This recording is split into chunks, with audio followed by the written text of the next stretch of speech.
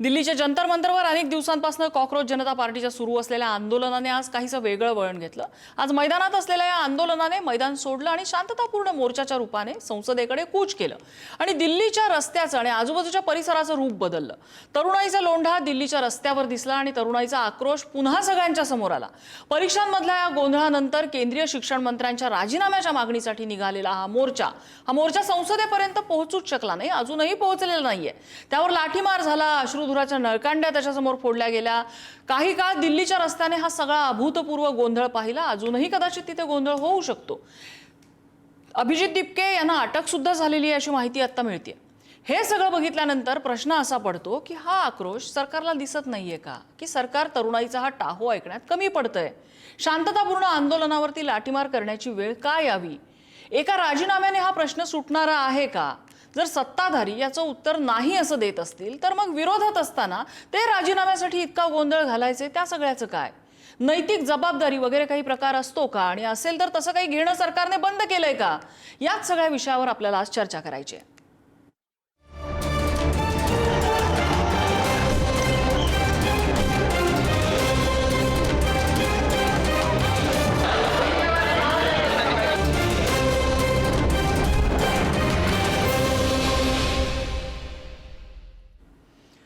आणि याच संदर्भातल्या चर्चेत आपल्यासोबत सहभागी होत आहेत भाजपाचे प्रवक्ते समीर बाकरे, आपल्यासोबत काँग्रेसचे प्रवक्ते हनुमंत पवार पुण्याहून आहेत, आपल्यासोबत अभाविपच्या कोकण प्रांताचे प्रदेश मंत्री राहुल राजोरिया आहेत, आपल्यासोबत प्रणय आहिरे आहेत, सीजेपी आंदोलन समितीचे अमोल असुलकर थोड्याच वेळात सहभागी होतील, आपल्यासोबत आमच्या मल्टीमीडिया संपादक मृणालिनी नानिवडेकर आहेत आणि माझ्यासोबत स्टुडिओमध्ये आमचे संपादक प्रसन्न जोशी आहेत। मी सुरुवातीला जाईन प्रणय आहिरे यांच्याकडे। प्रणय, आज दिल्लीमध्ये जो काही प्रकार घडलेला आहे तो आम्ही सगळेच जण बघतोय, तुम्ही सुद्धा पाहत असाल।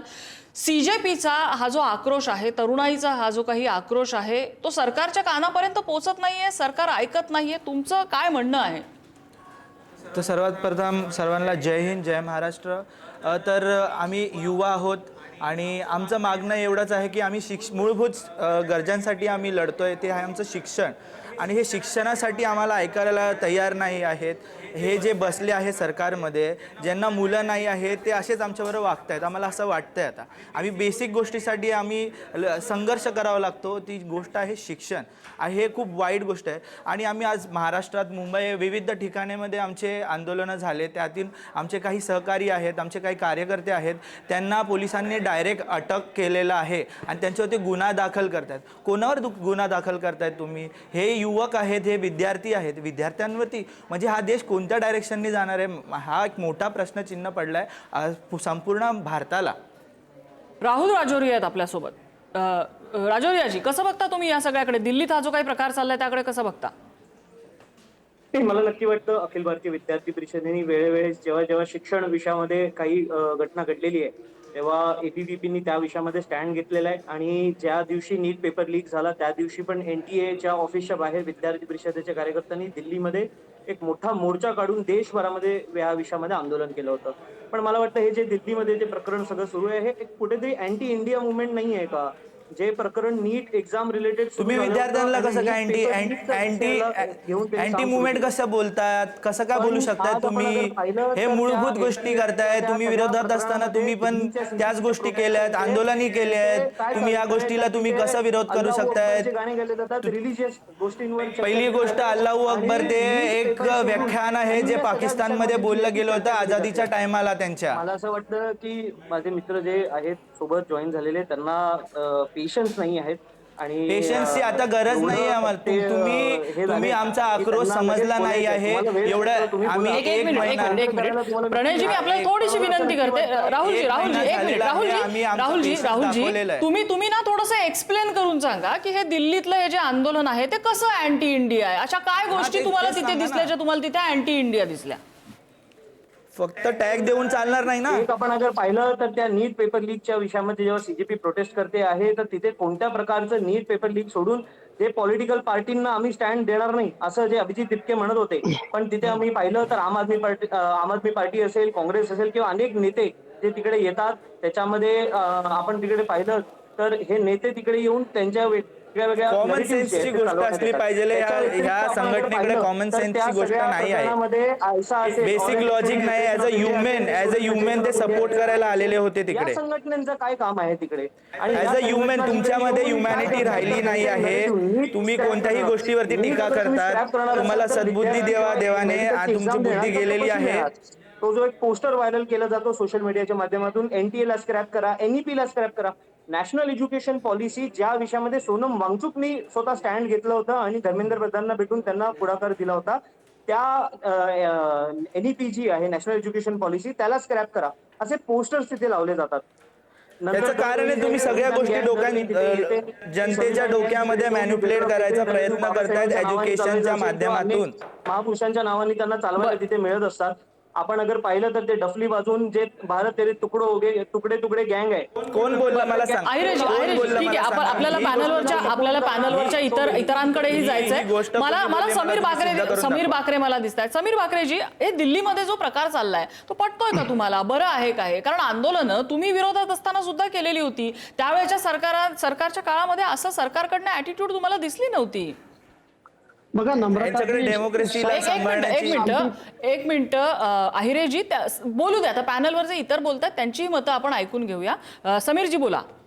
नम्रताजी, बघा कसं आहे, शांतीपूर्ण आंदोलन करण्याचा प्रत्येकाला अधिकार आहे, ते विद्यार्थी असो किंवा नागरिक असो. पण हे बघा, हे आंदोलनाच्या मागे यांचा हेतू काय आहे? सुरुवात यांची आंदोलनाची नीट पेपर फुटीवरनं झाली. तिथे मंचावर कोण येत आहे? अरुंधती रॉय, जे देशाला काश्मीरपासून वेगळे करण्याचा प्रयत्न आहे.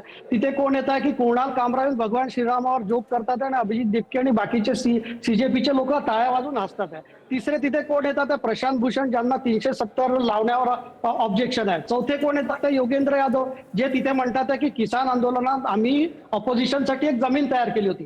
तर बघा कसं आहे, एक ऑनेस्ट जर प्रोटेस्ट असती ही तर याला क्रेडिबिलिटी मिळाली असते. दुसरं कसं आहे, सोनम वांगचुक यांच्याबद्दल काँग्रेसचे काय विचार होते ते 2007चे एक पत्र पुढे आलंय. त्यांनी त्यांना अँटी नॅशनल म्हटलंय. त्यांनी त्यांना म्हटलंय की तुमचे चायनाबद्दल संबंध आहे. तर बघा कसं आहे, हे 2 वर्षापासून काँग्रेस पार्टी, आम आदमी पार्टी आणि लेफ्ट पार्टीज म्हणत होते की सतत बांगलादेश आणि श्रीलंका सारखी क्रांती आम्ही देशात घडवण्याचा प्रयत्न करतोय. आज तुम्ही मोर्चातले व्हिडिओ पहा. कोणी म्हणतात आम्ही संसदेत जाऊन प्रधानमंत्री मोदीजींना मारहाण करू, कोणी म्हणतात संसद उखडून टाकू. तर हे जे आंदोलन आहे याच्या मागे म्हणजे मी तर म्हणू शकतो एक लेफ्टिस्ट टूलकिट सरळ दिसते आहे. जर विद्यार्थी प्रामाणिक असते तर त्यांनी सरकारशी बोलण्याचा आधीच प्रयत्न केला असता. आज त्यांना हिंसा करायची होती आणि त्यांना एक कॉन्फ्रंटेशन पाहिजे होतं. त्यांना हे पाहिजे होतं की कसं बोलले असते सरकारशी? सरकारने एंटरटेन केलं इतक्या दिवसाचा एक तरी प्रतिनिधी सरकारचा आला तिथे जंतर मंतरवरती? बघा, तिथे जंतर मंतरवरती प्रतिनिधी जरी नसला आला तरी आज मला सांगा, विद्यार्थी तिथे काय नारे देत होते? मोदीजींच्या अभद्र भाषेत अभिजित दिपकेंनी टिप्पणी केली आहे. तिथे अल्लाह एक ही अल्लाह रहेगा वगैरे. हे काय प्रकार आहे? म्हणजे विद्यार्थी आंदोलन असं असतं का? आम्ही पण विद्यार्थी आंदोलनात राहिला, ABVP आंदोलन करते, बरेचसे आंदोलन देशात होतात. तर बघा हे कसं आहे, हे आंदोलनाच्या आडून एक मोठं राजकारण करण्याचा प्रयत्न आहे आणि देशात अस्थिरता घडवणे, देशात हिंसा घडवणे. आज जर उद्या काही पोलिसांवर दगडफेक करताय तर हे काय विद्यार्थी आहे का? आणि दुसरं कसं आहे, तिसरी गोष्ट अशी आहे की आज या जनतेमध्ये मॅन्युप्युलेट करण्याची कोशिश करतायत तर कोण जबाबदार? जनतेने संभाळून राहावा अशा लोकांची. दिपकेंना अटक वगैरे काही केली नाही आहे. हे खोटं आहे. त्यांच्या स्वतः प्रवक्त्यांनी आता ट्विटरवर लिहिलंय की अभिजित दिपकेंना अटक नाही. बघा कसं आहे, हे रुमर्स फैलवणे. अभिजित दिपकेंना अटक केलेली गेली आहे. हे फक्त आपले प्रोपगंडा देत आहेत आणि लोकांची दिशाभूल करत आहेत. तेव्हा त्यांचं कोणी ऐकू नका. केला अरविंद केजरीवाल मुख्यमंत्री ग्राउंड लेवल रियालिटी हस्तात अभिजित दिशाभूल करत आहेत. लेफ्टिस्ट ऑर्गनायझेशन तिथे कोण कोण येतात तुम्ही बघा ना. ठीक आहे. हनुमंत पवार.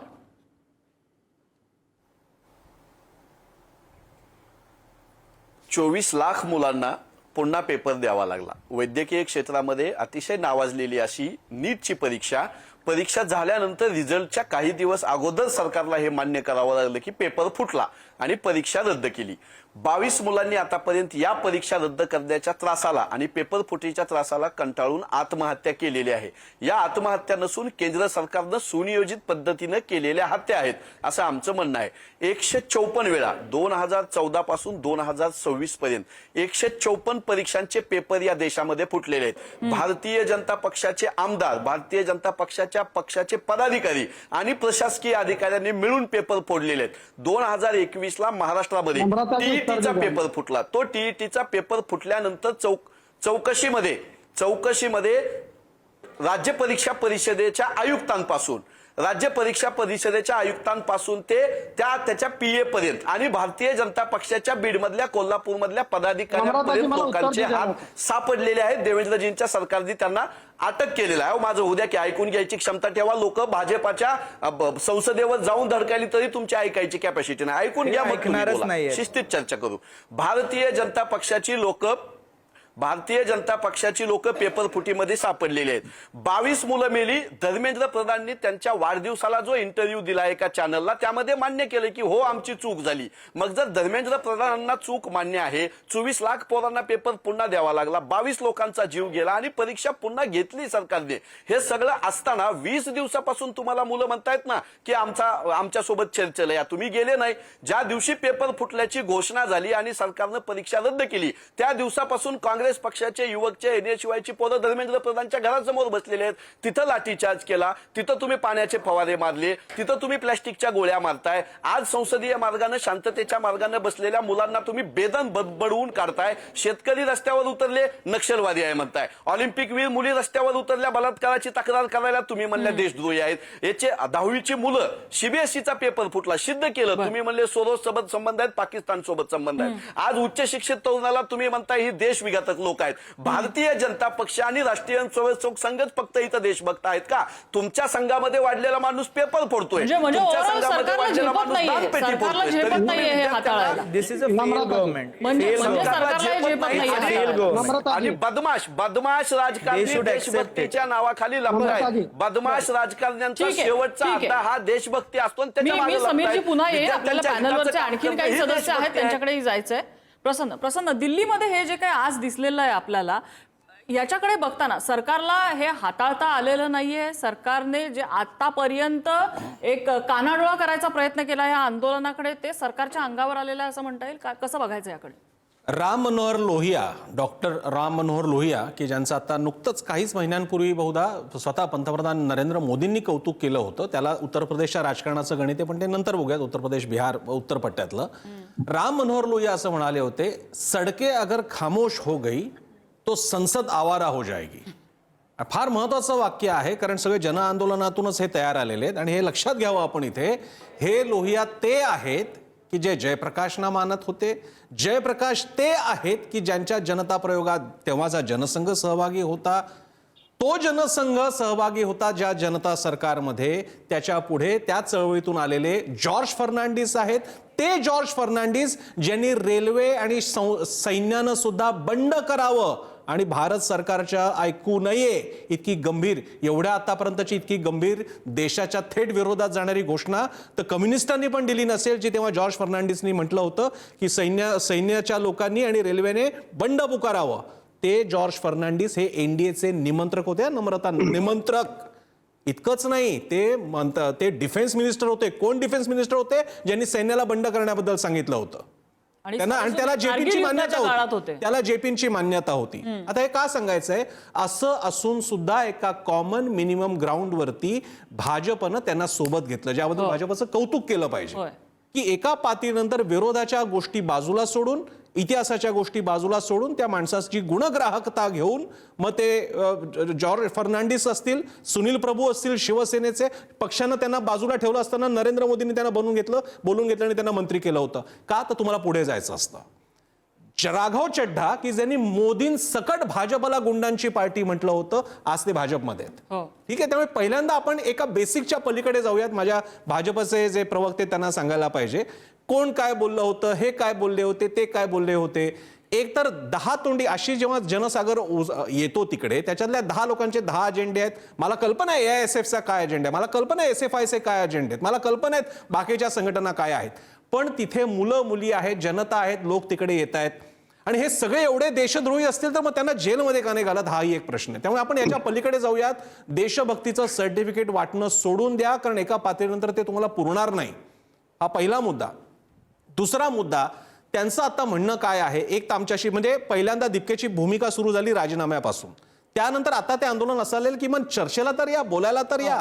इव्हन वांगचुक यांच्या आत्ताचं लेटर जर का बघितलं तर ते ऑलमोस्ट या लाईनवर आहेत आणि मला कल्पना आहे त्यांनी 3 मागण्या ठेवल्यात म्हणजे 2 मागे घेण्याच्या ते तयारीत असतील. अगदी. प्रतिसाद तर दिसू द्या. भाजपचे जे आपले माननीय प्रवक्ते आहेत ते अण्णा हजारेंच्या काळामध्ये याच तुमच्या पक्षाच्या नेत्या सुषमा स्वराज जी संसदेमध्ये बोलत होत्या, वहां पे एक बूढ़ा आदमी अनशन के लिए बैठा है और ये सरकार मनमोहन सिंह की सरकार उसके पास बात करने के लिए तैयार नहीं. अरे मग करा ना आता त्या काँग्रेसच्या अशा चुकीचे परिमार्जन एक नवीन सरकार म्हणून करायला काय हरकत आहे? या लोकांशी बोलायला काय हरकत आहे? नका घेऊ राजीनामा, बोलायला काय हरकत आहे? संवादाच्या शक्यताच आपण तोडून टाकतोय. ते चुकीचे, ते आक्षेपार्ह आहे. आणि अभाविपच्या बाबतीत एक फक्त सांगून, अभाविपने अतिशय जोरदार आंदोलनं केलेली आहेत. मी चुकत नसेन तर अनेक वर्ष 20 वर्षापूर्वीची घटना आहे. पुण्यामध्ये डॉक्टर पतंगराव, पुन्हा स्मृतिश्रेष्ठ डॉक्टर पतंगराव कदम यांचा ताफा अडवला होता टिळक रोडला. अभाविपनं जोरदार आंदोलन केलं होतं. आज तिथे तरुणाई आहे. AISF ची भूमिका काही का असेना, तेही विद्यार्थी, तुम्ही सुद्धा विद्यार्थी आहात. नीटमध्ये घपला झालेला आहे, काय झालेलं हे सगळं आपल्याला माहिती आहे. संवादाची शक्यता अभाविप मान्य करणार आहे की नाही, एवढा माझा प्रश्न आहे. नानिवडेकर मॅम सुद्धा आहेत आपल्यासोबत. मॅम, सरकार चुकतंय? एकतर आपण सर्वप्रथम हे लक्षात घेतलं पाहिजे, संवादाची शक्यता ही मान्य करायला हवीच. त्याला कुठल्याही प्रकारे कोणत्याही प्रकारचं कारण देणं अत्यंत चूक आहे. हो. कोणाचीही काहीही मागणी असेल तर त्याच्याबद्दल संवाद असायला हवा. ती लोकशाहीची गरज आहे. पण त्याच वेळेला भारत तेरे तुकडे होंगे या घोषणांची इथे जर बरोबरी करायचा प्रयत्न होत असेल तर तो मान्य करता येणार नाही. देशाचे पंतप्रधान हे कशा पद्धतीनं देश चालवतायत याबद्दल बोलायचा अधिकार प्रत्येकाला आहे. त्याचा नम्रता तू मी प्रसन्न नेहमी वापर करत असतो. पण त्यांना निकम्मा म्हणणं हे कितपत योग्य आहे याचा देखील विचार करायला पाहिजे. मुळात माझं स्पष्ट मत असं आहे की इथे दोन्हीही बाजूंना तोडगा काढायचाच नाहीये. आणि कुठेतरी सोनम वांगचुक आणि अभिजित दिपके यांच्या आंदोलनाचं कारण अत्यंत योग्य असलं तरी त्याची तुलना अण्णा हजारे यांच्या जनलोकपाल आंदोलनाशी करणं हेच मुळात अत्यंत चुकीचं आहे. राहिला मुद्दा सरकारचा, जो सध्याच्या स्थितीत अत्यंत महत्वाचा आहे, आणि तो म्हणजे कोणत्याही लोकशाहीत संवाद हाच गाभा असतो. त्यासाठी सरकारनं या लोकांना, आंदोलकांना जर निमंत्रण पाठवलं असतं, खरं तर नम्रता यात एक लक्षात घ्यायला पाहिजे की पेपर वारंवार फुटतात याचं अजिबात समर्थन कोणीही करू शकत नाही. कोणीही सरकारमध्ये असलं तरी ते होऊ शकत नाही. पण ती परीक्षा पुन्हा झाली आहे, त्याचा निकाल लागलाय, त्याच्या प्रवेश प्रक्रियेकडे या व्यवस्थेने वाटचाल केलेली आहे. अशा वेळेला आंदोलकांना शांतपणे चर्चेला बोलवणं किंवा त्यांना काय म्हणायचंय हे समजून घेणं हे श्रेयस्कर आहे. ते सरकार का करत नाही आहे हे समजून घ्यावं लागेल. दुसरं असं की अखिल भारतीय विद्यार्थी परिषद असेल किंवा कोणतीही युवक संघटना असेल, युवक हे अत्यंत आक्रमकपणे आंदोलन करतात, त्यांचा तो स्वभाव असतो. देशाचे तुकडे करणं हे सोडून बाकी कोणत्याही आंदोलनाची योग्य ती दखल घेतली गेलीच पाहिजे. ती सरकार का घेत नाहीये याचं कारण आपल्याला अजून तरी कळलेलं नाहीये. जॉर्ज फर्नांडिस सरकारचा भाग का झाले? कारण त्यांनी त्यांच्या भूमिका काहीशा वेगळ्या केल्या आणि संसद ही खरोखरच जिवंत असलीच पाहिजे. रस्ते हे कुठेतरी हार्टबीट दाखवणारे असलेच पाहिजे, पण ते भारत विरोधी असता कामा नयेत याची पूर्ण जाणीव देऊन सरकारनी आंदोलकांची चर्चा सुरू करायला हरकत नव्हती. ती त्यांनी का केलेली नाही हे जाणून घ्यायला मी पुन्हा पुन्हा म्हणते. मला पत्रकार म्हणून आवडेल, पण आपण विचारूया ती पण भूमिका भाजपचे आहेत प्रवक्ते आपल्या इथे. बाकरेजी, हे सगळं बघितल्यानंतर असं वाटतं की सरकारकडून सुद्धा संवादाचा अभाव आहेच की. मग सरकार वाट बघत होतं का ही परिस्थिती इतकी एस्कलेट व्हायला? बघा नम्रताजी, पहिले तर प्रसन्नाजींनी खूप इतिहासातले मोठ्या मोठ्या नेत्यांची उदाहरणं दिले. मला प्रसन्नाजींना विचारायचं, त्यांच्या कोणत्याही आंदोलनात देशविरोधी नारे होते का? त्यांच्या कोणत्याही आंदोलनात काश्मीरला देशापासून तोडायचे नारे होते का? तर काही पण, म्हणजे ते आंदोलन जे होते आणि हे आंदोलन काही, मला नाही वाटत त्याच्यात काही समानता आहे. आणि दुसरी गोष्ट, हनुमंत पवार जे म्हणतात आहेत, काँग्रेसच्या काळात असंख्य पेपरफुटी झाल्या. तुम्हाला माहितीसाठी सांगतो, नॅशनल टेस्टिंग एजन्सी 2017 मध्ये झाली. नॅशनल टेस्टिंग एजन्सी 20 ते 25 मोठ्या परीक्षा देशात घेते. NET पेपर फुटला का? हो फुटला. त्याला कोणी समोर आणलं? एनटीएनीच आणलं. सीबीआयची चौकशी झाली. काँग्रेस एका परिवाराशी संलग्न असलेला त्याचा मोर्चा निघाला, त्यांना अटक झाली आणि आता कारवाई सुरू आहे. पेपर परत परीक्षा सक्सेसफुली झाली आणि आता विद्यार्थी ऍडमिशन घेण्याच्या प्रक्रियेत आहे. तर मला असं म्हणायचं, पेपर फुटीचं कोणत्याही समर्थन होऊ शकत नाही, पण त्याच्यावर काय कारवाई केली हे सरकारकडनं तुम्ही बघायला पाहिजे. इतके काँग्रेसच्या काळात पेपर फुट व्हायची आणि काहीच कारवाई नव्हती झाली. आज महाराष्ट्रातील जो टीचर्सचा पेपर फुटला तो आपल्या पोलिसांनी काढला ना समोर. असं थोडी आहे की कोणी बाहेरून हे केला. तर आम्ही काळजी घेतोय, विद्यार्थ्यांच्या फ्युचरचा आम्हाला काळजी आहे. दुसरं, तुम्ही जो प्रश्न विचारला की संवाद जो आहे, संवाद हा नेहमी व्हायला पाहिजे, पण संवाद करण्यासाठी तुम्ही ज्या प्रकारची भाषा वापरताय, तुम्ही ज्या प्रकारची प्रधानमंत्र्यांना तिथून शिव्या घालताय, तुम्ही जे देशविरोधी, धर्मविरोधी, सनातन विरोधी, हिंदू विरोधी तिथे नारे आहे, याच्याबद्दल कोणीच नाही बोलत. मला प्रसन्नजींना विचारायचं आहे की तो मंच जो आहे त्याच्यावर कोणी येऊ शकतं आणि काही देशाविरुद्ध बोलू शकतं का? मग असं तर म्हणजे फ्रीडम ऑफ स्पीच मध्ये तुम्ही त्याच्यावरही रिस्ट्रिक्शन आहे, संविधानाचं रिस्ट्रिक्शन आहे. आणि आज जो हिंसा झाली, भारतरत्न डॉक्टर बाबासाहेब आंबेडकरांचं संविधान, अशा हिंसेला मंजुरी देतं का हेही आपल्याला विचारावं लागेल. आणि जेव्हा पोलीस प्रशासनाने परवानगी नाकारली होती, मग विद्यार्थ्यांनी शांततेत जंतर मंतरवर आंदोलन करून निवेदन द्यायला ते गेले असते, पण त्यांना हे कॉन्फ्रंटेशन करायचं होतं, त्यांना रस्त्यावर हिंसा करायची होती. आणि दुसरं, अभिजित दिपके हे म्हणजे यांचे हस्तक अरविंद केजरीवाल आहेत. आज मला बघा, तिथे पूर्ण आम आदमी पार्टीची यंत्रणा, लेफ्ट स्टुडंटची यंत्रणा ही सुरू आहे. तर कसं आहे हे आंदोलन, एक मी असं म्हणतो ना, there is no honesty in this आंदोलन. त्याच्यामुळे कसं आहे, कोणाशी बोलायचं आणि कशावर बोलायचं. आज एनईटीचं चर्चा करायला जातात, उद्या ते म्हणतात की म्हणजे 370 हटवा. उमर खालिदच्या समर्थनात तिथे घोषणा होतात आहे. तर या सगळ्यांचं समर्थन कसं करू शकतो नम्रताजी? आणि कोणाशी बोलायचं आणि त्यांचा अजेंडा काय आहे? आणि सोनम वांगचुक बद्दल कितीतरी आरोप काँग्रेस पार्टीने केलेले आहे. हनुमंत पवारजींना मी विचारतो, 2007चं पत्र तुम्ही इश्यू केलं आहे. पहिली गोष्ट बाकरेजी, तुम्ही कुणाचं समर्थन करा असं आम्ही तुम्हाला अजिबात म्हणत नाहीये. मुद्दा असा आहे की तिथे संवाद बरं, आपण फक्त प्रत्येकाकडे एक एक करत जाऊया, अन्यथा आपण एकाच माणसाकडे बोलू. अगदी अहिरेजी बाकरेजींच्या पहिल्यांदा त्यांनी मला उल्लेखून काही प्रश्न विचारले, ते पहिल्यांदा त्याची उत्तरं देऊया. मी पुन्हा पुन्हा म्हटलेलं आहे, तिकडे अनेक प्रकारचे लोक आलेले आहेत, त्याच्यात AISF, SFI अनेक गोष्टी ऐका तुम्हाला मी सांगतो, आता तुम्ही ऐकून तर घ्या. आता मला एकदा बेसिक्स क्लिअर करायचे असतील तुमच्या, तर माझ्या ती जबाबदारी घ्यावी लागेल, पण तुम्ही माझं नाव घेतलेलं आहे. उदाहरणार्थ मी तुम्हाला अशा अनेक आंबेडकरी ऑर्गनायझेशन सांगू शकतो, बामसेफ पासून अनेक यांच्या, की ज्यांचे सुद्धा अतिशय रॅडिकल व्ह्यूज आहेत देशाच्या डेमोक्रेसीच्या बाबतीत. या महाराष्ट्रामध्ये असं विचारलं गेलेलं की स्वातंत्र्य हे कोणत्या प्राण्याचं नाव आहे? त्या व्यक्तीला सगळ्याला तुम्ही देशद्रोही ठरवणार आहात का? त्याचं कारण त्या उद्रेकामागची काय भूमिका आहे ती पूर्ण विरोध करून सुद्धा, माझा शब्द डबल अंडरलाईन करायचा, पूर्ण विरोध करून सुद्धा ऐकावा लागेल, कारण आपली संविधान आपल्याला तो अधिकार देतं, ते समजून घ्यावं लागेल. पहिला मुद्दा. दुसरा मुद्दा, कोण काय म्हणताय, काय तुकडे होंगे वगैरे वगैरे, ठीक आहे. माझा सिंपल याच्यामध्ये लिटमस टेस्ट आहे, अभिजित दिपके आणि सोनम वांगचुक यांची ती अधिकृत जाहीर कोणत्याही प्रकारच्या पत्रावरची भूमिका आहे का? तशी असेल तर या क्षणी पुढारी न्यूजवरती मी संपादक म्हणून सांगतो, मी अभिजित दिपकेचा विरोध करेन, निषेध करेन, सोनम वांगचुकचा करेन. तिसरा मुद्दा, एकदा जर का याच ठिकाणावरती बोट ठेवायचं असेल आणि तुम्ही आंबेडकरांचा आणि संविधानाचा उल्लेख केला, आपल्या पक्षातले आणि आपल्या पक्षाशी किंवा परिवारातल्या अनेक संघटनांचे नेते अधिकृतरित्या जाहीर मंचांवर भारत हे हिंदू राष्ट्र आहे असं म्हणत असतात. आपण आंबेडकरांचा दाखला दिला, भाजपचे प्रवक्ते आहेत आपले, त्यांनी कृपा करून मला संविधानामधलं ते ओळ दाखवा, मला तो शब्द दाखवा ज्यामध्ये आम्ही भारत या हिंदू राष्ट्राचे लोक स्वतःप्रती हे संविधान अर्पण करतो. मला ते वाक्य दाखवा, मी तुमच्यासोबत उभा राहून या देशाला हिंदू राष्ट्र म्हणेन. पुढे नम्रताजी मला उत्तर देऊ द्या. बोला.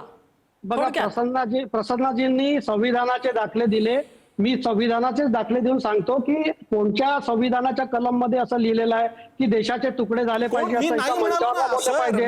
तुम्ही मंचावरती प्रसन्नाजी बघा, मंचावर काय बोलल्या गेलं, खाली कोण काय बोलताय त्याला महत्व नाही, मंचावर कोण काय बोलताय याला महत्व आहे. तिथे अरुंधती रॉय मंचावर बोलतात आहे, कुणाल कामरा भगवान श्रीरामाबद्दल त्यांचा निषेध, त्यांची भाषण आम्ही नाही दाखवली, त्याच्याबद्दल तर बोला तुम्ही. त्यांचा निषेध, त्या बाबतीतचा त्यांचा निषेध असेल जर का ते भारताच्या या संरचनेचा विरोध करत असतील. संविधान राईट टू प्रोटेस्ट देतो, पण संविधान तुम्हाला राईट टू फ्रीडम एक रिस्ट्रिक्शन आहे. त्याच्यात तुम्ही कोणत्या धर्मावर किंवा कोणावर पर्सनल अटॅक नाही करू शकत.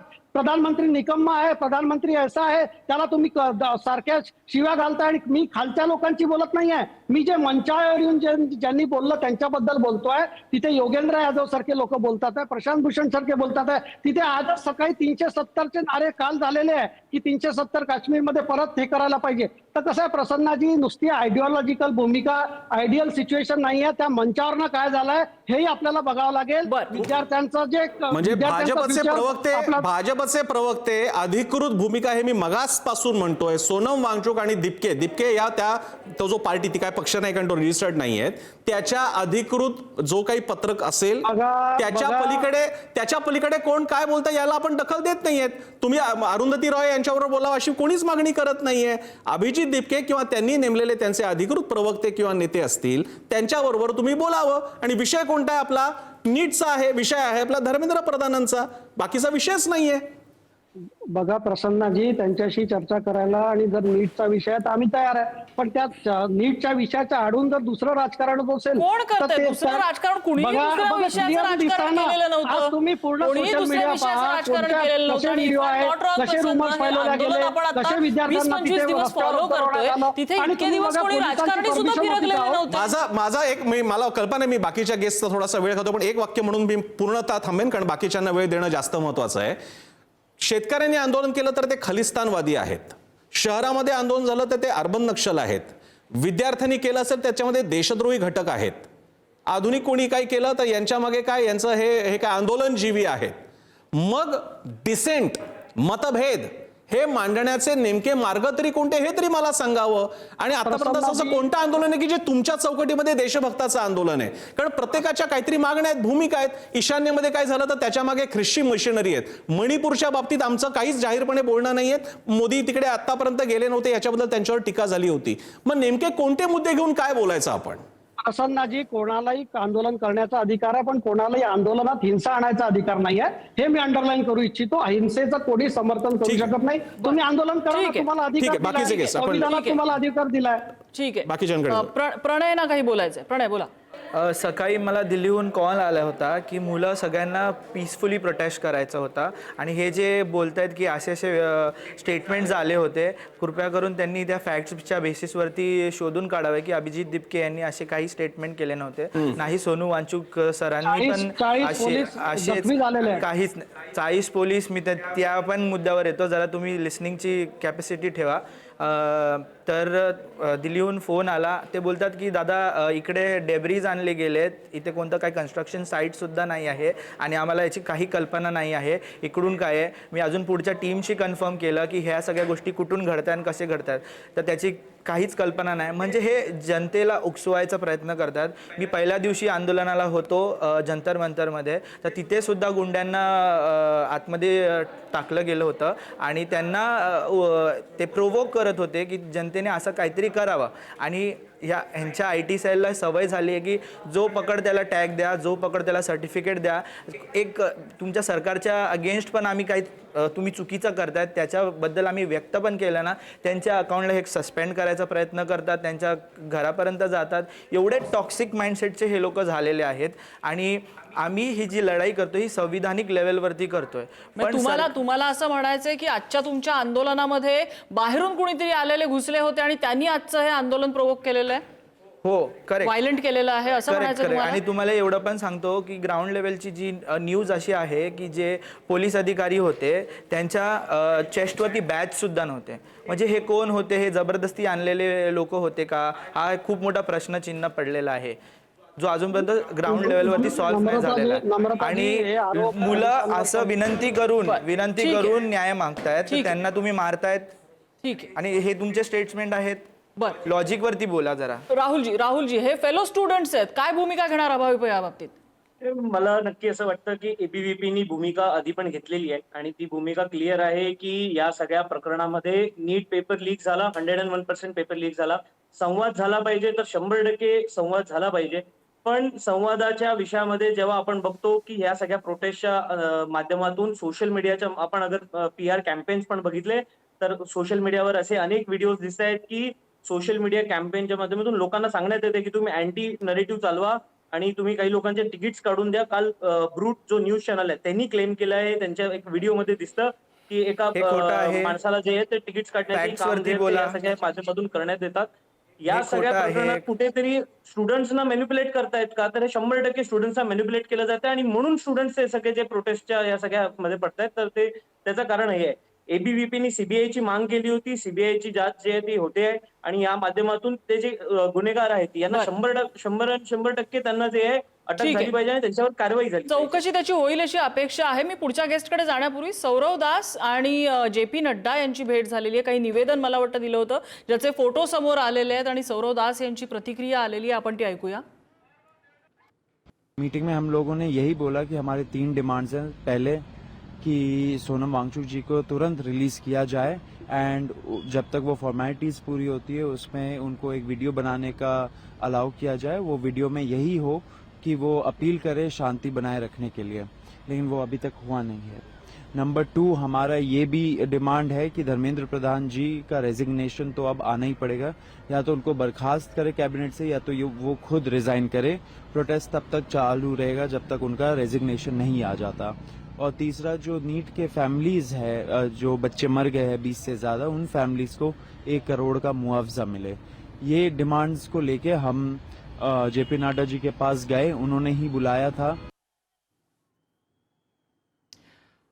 मी हनुमंत पवार यांच्याकडे जाते. खरं तर या स्ट्रेट फॉरवर्ड मागण्या आहेत, त्याच्यामध्ये कुठे काय देशविरोधी कुणाला कुठून दिसतंय हे याची कल्पना नाहीये. हनुमंत पवार. तो मुद्दा आपण सोडून देऊया. संपादक महोदयांनी त्याच्यावर रिमार्क दिलेला आहे की देशभक्तीच्या पलीकडे आपण हो. पाहू. मी सुरुवातीला सांगितल्याप्रमाणे 154 वेळा पेपर फुटी झालेली होय. आहे. आता त्या पेपर फुटीमध्ये मी तुम्हाला काही साधी उदाहरणं सांगतो की हा व्यवस्थेचा सिस्टीमचा प्रश्न आहे. हा देशभक्ती आणि देशद्रोह याचा प्रश्न हा असू शकत नाही खरंय. आणि तो कुणी केलेला पण नाही. जे कोण करतायत ते सोडून द्या. मी साधं सांगतो की स्टाफ सिलेक्शन कमिशनचा पेपर फुटला. 28 लाख मुलं स्टाफ सिलेक्शन कमिशनचा पेपर देतात. तो पेपर फुटला. सुप्रीम कोर्टापर्यंत मुलं गेलेली होती. नंतर रेल्वे भरतीचा पेपर 1,20,00,000पेक्षा जास्त मुलांनी रेल्वे भरतीची परीक्षा दिलेली होती. बिहार असेल, उत्तर प्रदेश, मध्य प्रदेश आणि मुंबईमध्ये सुद्धा विद्यार्थ्यांचा पेपर फुटला. पेपर फुटीच्या विरोधामध्ये सुप्रीम कोर्टापर्यंत विद्यार्थी गेले. पेपर रद्द करावा लागला. महाराष्ट्रात टीईटीचा पेपर 2021ला फुटला. आता 2026ला पण टीईटीचा पेपर फुटला आणि मग आता नीटचा पेपर फुटला.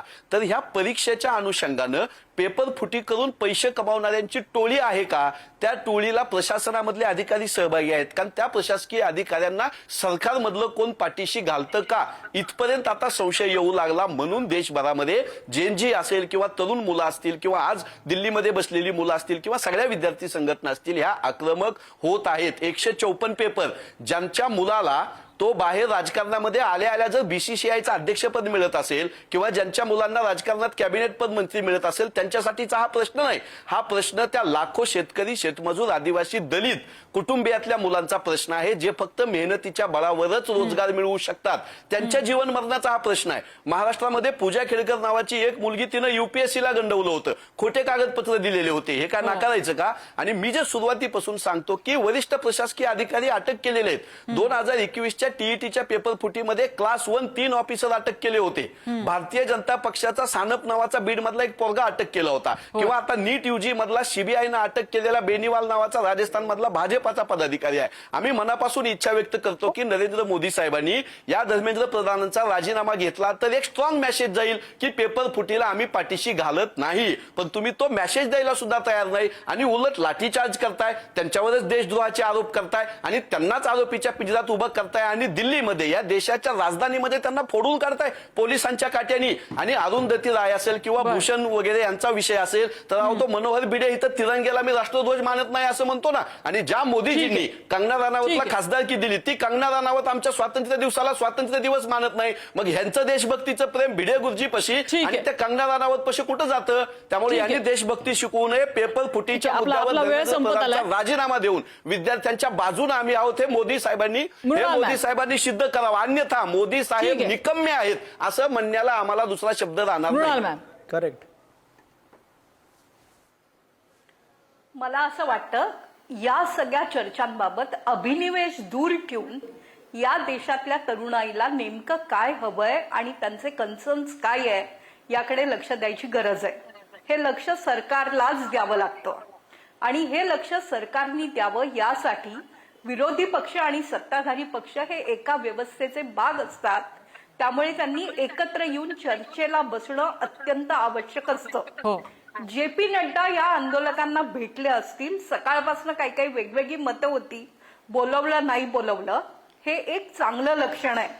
ज्याप्रमाणे सरकारनी संवाद साधायलाच हवा ही पुढारीची भूमिका आहे, त्याप्रमाणे जे वेगवेगळे राष्ट्रविरोधी आवाज या मंचावरून केले जात आहेत त्यांना आमची मान्यता नाही असं आंदोलकांनी देखील नमूद करावं. त्यातनं एक संवाद निर्माण होऊ शकतो. धर्मेंद्र प्रधान यांचा राजीनामा घेणार नाही घेणार हा अर्थातच सरकारच्या कक्षेतला विषय आहे. त्याबद्दल सत्ता पक्ष या नात्याने वेगळ्या भूमिका असू शकतील. हा देश तरुणांचा आहे. इथे डेमोग्राफीचा ऍडव्हान्टेज आहे. तिथली संपूर्ण तरुणाई अस्वस्थ होते आहे का? होत असेल तर त्यामागची कारणं काय आहेत याचा संवादानेच विचार करावा लागेल. त्याला लोकशाही व्यवस्थेत दुसरा कोणताही पर्याय नाही. प्रवक्त्यांनी आपापली भूमिका आपापल्या पक्षाप्रमाणे मांडणं हे आपण समजू शकतो. मुद्दा देशातल्या सर्वात महत्वाच्या नेत्यांनी, ते कोणत्याही पक्षाचे असोत, सत्तेतले असो विरोधातले असो, सुसंवाद निर्माण करायची गरज आहे. ती गरज जर प्रत्यक्षात आली तरच या तरुणाई समोरचे प्रश्न संपू शकतील. नम्रता, माझ्या मते ही सगळी भूमिका अगदीच समंजस भूमिका सगळ्यांनी स्वीकारायला हवी. आणि जसं आपण म्हणतोच आहोत, पुढारी न्यूजचा आपण सगळ्यांकडनं म्हणतोय, पुढारी ग्रुपतर्फे, की संवाद तर साधा, मतभेद असतील तर परत मांडता येतील, पुन्हा पुन्हा भेटी होतील, त्यासाठी संवाद आपले चालू राहतात. आणि ही आक्रमक वक्तव्य मात्र टाळली पाहिजेत. आता आपले जे कॉक्रोच जनता पार्टीचे जे किंवा प्रवक्ते किंवा प्रतिनिधी आहेत, तरुण मुलगा आहे, आपला मित्र आहे, त्या अर्थानं सगळेच मित्र आहेत, पण काही काळजी तुम्ही सुद्धा घेतली पाहिजे. तुमची ही पहिली पावलं आहेत. हे एक दीर्घकालीन राजकारण आहे आणि त्याला राजकारण या दृष्टीनेच बघितलं पाहिजे. तुम्हाला थोडंसं लक्षात आणून देतं, तुम्ही उत्साहाच्या भरात कार्यक्रमाच्या सुरुवातीला ज्याला मुलगा नाही, ज्यांना स्वतःचा परिवार नाही, त्यांना आमचे प्रश्न काय कळणार, मी चुकत नसेल तर तुम्ही बहुधा मोदींवरती ही टिप्पणी केली.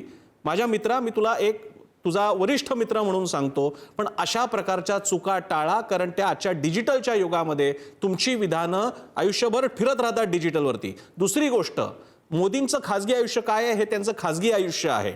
अशाच प्रकारे तुम्ही तरी आता राजकारणात येत आहेत. सोनिया गांधींना पांढऱ्या पावलाची आणि पांढऱ्या कपाळाची म्हणणारे पण आम्ही ऐकलेले आहेत आणि कोट्यवधी रुपयांची गर्लफ्रेंड ऐकणारे पण ऐकलेले आहेत. याच्या पलीकडे आपण गेलं पाहिजे.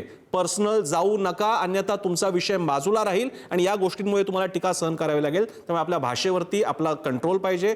पर्सनल आरोप कोणावरती करता कामा नये. तुमचा मुद्दा जो शैक्षणिक आणि राजकीय आहेत त्यालाच धरून चला आणि या गोष्टींचे संवादाचे मार्ग दोन्ही बाजूने चालू ठेवावेत, सुरू ठेवावेत. या दोन्हीकडनं अपेक्षा आहेत आणि आशा या संसदेच्या या सत्रामध्ये हा विषय आणखी पुढे मार्गी लागेल आणि हे आंदोलन निवळेल. सोनम वांगचुक असतील किंवा अभिजित दिपके असतील, दोन्हीकडनं संवाद सरकारशी चालू राहावा. अगदी संवाद हेच उत्तर आहे आणि ते लवकरच उत्तर या जसं प्रसन्न म्हणाले की या सेशनमध्ये आपल्याला मिळेल अशी अपेक्षा करूया. चर्चेसाठी आपल्याला सगळ्या मान्यवरांनी वेळ दिला, सगळ्यांचे आभार.